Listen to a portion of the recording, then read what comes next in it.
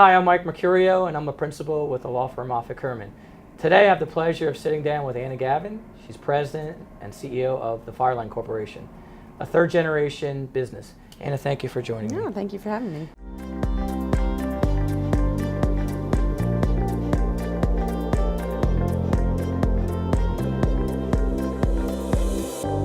As I alluded to, it's a third-generation business. Yeah. Walk me through the founding of the business by your grandfather and how it started.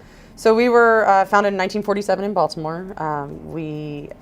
My grandfather was an accountant by trade, and he came home one day and told my grandmother, "I'm going to start a fire extinguisher company," and she thought he was crazy.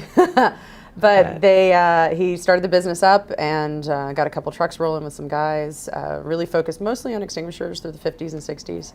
And then started getting into chemical suppression systems, things you would see in data centers and airplanes and electronic rooms.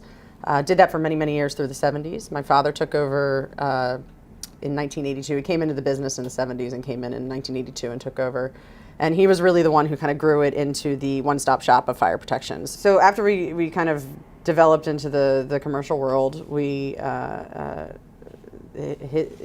that was kind of one of the things we looked at was how it's evolved over the years. So when my grandfather got into it, there wasn't a lot of regulation, there wasn't a lot of standard, and it was actually a relatively new technology for the most part.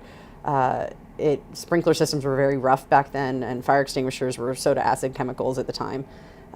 And there wasn't a lot of people doing it, and so there was a lot of market and opportunity. I guess he saw that kind of advantage at that time. We were actually the first company in the state of Maryland to introduce the ABC dry chemical fire extinguisher, which is the most common type of extinguisher that you see everywhere in every office building. We introduced that to the state of Maryland in the 1950s, I believe. So it was a lot of evolution and a lot of opportunity, I believe, at the time.